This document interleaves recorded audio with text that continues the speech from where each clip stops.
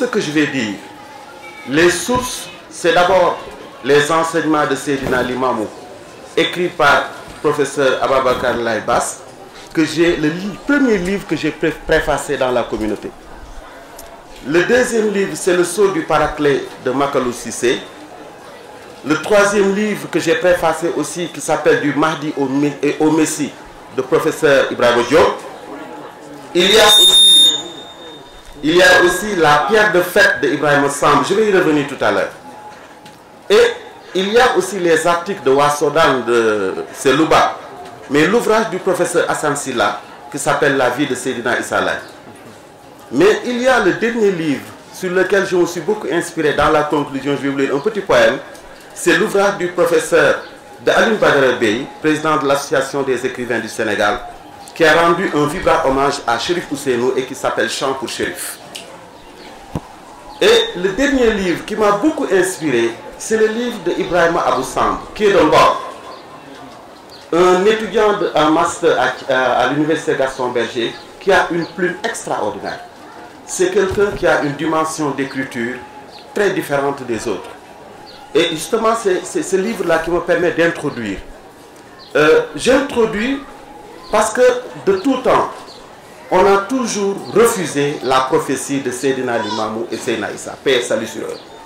Pour deux raisons. Pour la couleur, mais aussi parce que les gens n'ont pas encore trouvé.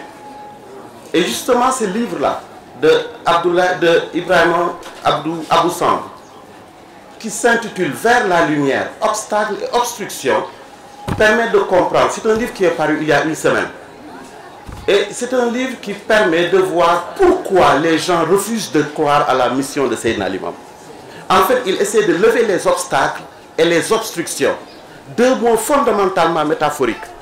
Obstacle, ça veut dire qu'il y a quelque chose qui freine la croyance. L'obstruction, ça veut dire quelque chose qui bloque. Mais justement, il essaie, à travers le Coran, à travers la Bible, à travers les textes religieux, de pouvoir lever tous les obstacles et les obstructions pour ceux qui refusent de croire à la mission de Baye Laye alayhi salam. Et d'ailleurs, je vais citer un livre qui est paru il y a plusieurs années. C'est le livre d'un grand historien qui s'appelle Paul Marty. Paul Marty a écrit un livre de 488 pages qui s'appelle Études sur l'islam au Sénégal. Et sur les 488 pages, plus la couverture, il n'a aucunement mentionné les laïcs. Et pourtant, l'étude, ce livre s'appelle Études sur l'islam au Sénégal. Donc ça veut dire qu'il y a une obstruction, qu'il y a un obstacle à la croyance. Et justement, c'est cette littérature qui a été un peu galvanisée dans le monde qui fait que la plupart des gens ne croient pas à la mission de Seydina Limamou alayhi salam. C'est pour ça qu'Ibrahima Samb dit dans son livre Obstacle, Obstruction que la difficulté c'est quoi pour le nègre, excusez-moi, pour le noir, c'est de comprendre comment quelqu'un qui pendant longtemps a été élevé, comme on dit, enfoncé dans l'obscurité.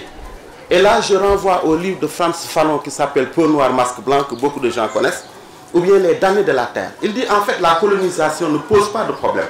Ce qui pose problème c'est quoi? C'est quand pendant longtemps on a enfoncé dans la tête du noir que tu es inférieur. Ça veut dire que le noir ne peut pas concevoir qu'un jour un prophète puisse éclairer cette race-là. Et c'est l'obstacle majeur. C'est ce qu'on appelle d'ailleurs l'obstacle épistémologique. Tant qu'on ne croit pas que la race noire est capable de progrès, on ne pourra jamais croire que Seydina Limamou est un prophète. C'est pour ça Abdoulaye Samb dit la particularité d'une prophétie peut être perceptible dans sa faculté d'induire en erreur ses destinataires. Elle peut induire en erreur en ce qu'elle est faite en termes figurés ou une pluralité d'interprétations. Il dit elle peut aussi induire en erreur ce qu'elle annonce de faits futurs avec des éléments et un contexte qui ne sont pas maîtrisés au moment de la dite prophétie. Ça veut dire au moment où le prophète dit, ou les prophètes disent qu'il y aura quelque chose qui arrivera. En fait, parce que dans le dictionnaire, le sens du mot prophète n'est rien d'autre que celui qui est capable de dire l'avenir. Donc si les gens ne sont pas capables de percevoir les dires du prophète et de les vérifier dans le temps et dans l'espace, il est difficile, dit Abdoulaye Samb, de croire à la prophétie.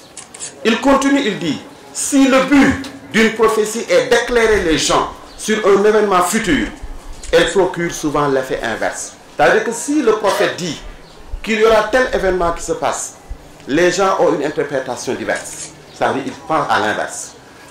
Il dit en réalité, une prophétie est comme le soleil qui a pour vocation d'éclairer les gens.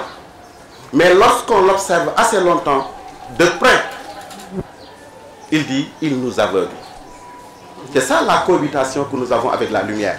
Quand on est trop longtemps sous la lumière, on ne sent plus la lumière. Et c'est ça, en fait, dit-il, que, je répète, lorsqu'on observe le prophète ou la prophétie, assez longtemps ou de près ou de loin, il nous aveugle.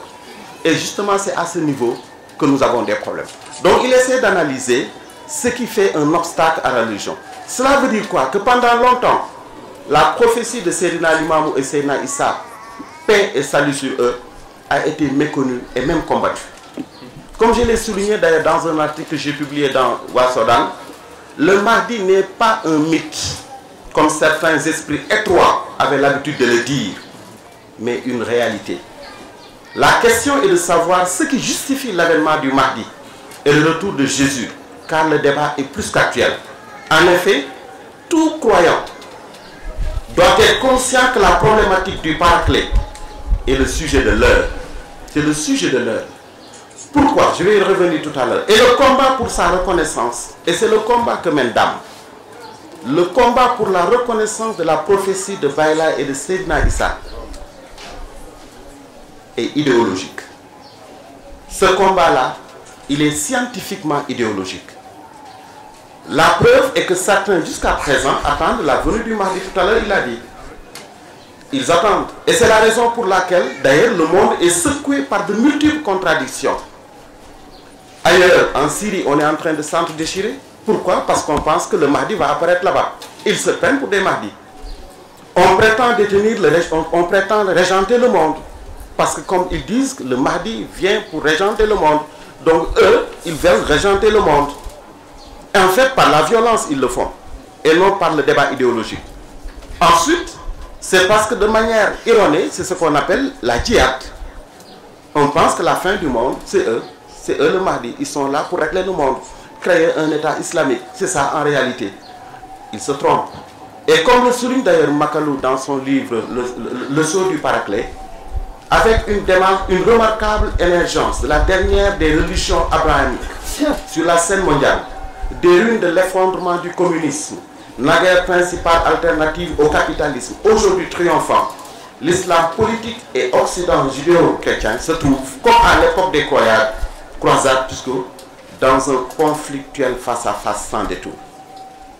Mais moi je disais l'autre jour que c'est la 3e guerre mondiale. Parce que les gens savent que le Mahdi ne peut plus apparaître en 2010, en 2011, en 2018, c'est fini. Voilà pourquoi maintenant il veut réécrire l'histoire du monde autour de cette djihad. Et c'est ça où la problématique, je disais tout à l'heure, du Mahdi, ça pose problème pour certains. Et d'ailleurs, j'ai dit, c'est une hérésie d'ailleurs, chronologiquement, c'est une hérésie de penser qu'en 2018, en 2010, en 2015, en 2000, qu'il y aura l'avènement du Mahdi. Non, ce n'est pas possible. Parce que les textes religieux, le Coran, la Bible, les autres textes avaient déjà paramétré, si vous voulez, tout l'événement du Mahdi. C'est pour ça d'ailleurs, je vais citer juste quelques. Le grand problème sur le Coran, quoi, la plupart des gens s'agrippent sur le sens Khatam Nabi. Ils pensent qu'en fait, pour contredire Bayla, d'ailleurs c'est le seul argument brandi pour contrecarrer l'œuvre de Bayla. C'est le seul argument, il n'y en a pas d'autre. Or, je crois que si fondamentalement, biologiquement, il y a deux races, il y a la race noire et la race blanche. Toutes les autres races, c'est des races intermédiaires. Donc fondamentalement, si la race noire, la race blanche, a au moins 312 ou 311 prophètes, ou 313 prophètes, il doit y avoir au moins un prophète pour la race noire. Malheureusement, les gens ont une lecture un peu plus tronquée de ce phénomène. D'ailleurs, dans le Coran, il est dit, Mohammed n'est le père d'aucun de vos hommes, mais il est le messager de Dieu, il est le Khatim Nabi. Allah a connaissance de toutes choses. Certains en ont déduit que c'est le dernier des prophètes. Pourtant, la tradition religieuse démontre le contraire. D'abord, le prophète dit, j'étais le Khatim Nabi avant que le prophète Adam naquit. C'est-à-dire il y a 124 000 prophètes, dit-on. Avant l'avènement des 124 000 prophètes, le prophète Mohammed, paix et salut sur lui, était déjà le seul des prophètes. Mais pourquoi donc il y a eu 1, 2, 3, jusqu'à 124 000? Donc il y a une contradiction à ce niveau. On rapporte d'ailleurs que Aïcha, la mère des croyants, a dit: dites qu'il est le Khatimun Nabi, mais ne dites pas qu'il n'y a pas de prophète après lui. C'est une preuve. D'ailleurs, il ajoute la signification apparente du terme la Nabi Badi est en effet qu'aucun prophète, ancien ou nouveau, ne pourra venir après le saint prophète, mais ça n'exclut pas son retour. Et c'est ça en fait le problème.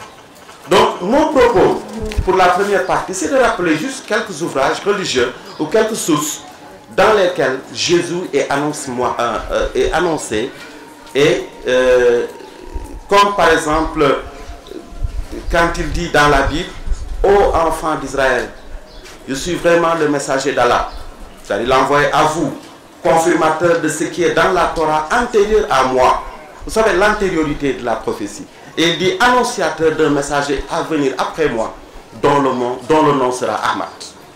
Et c'est pour ça que je dis d'ailleurs, autant Jésus a annoncé Mohammed, paix et salut sur eux, mais autant aussi Sayyidina l'imam alayhi salam a annoncé Sayyidina Isa.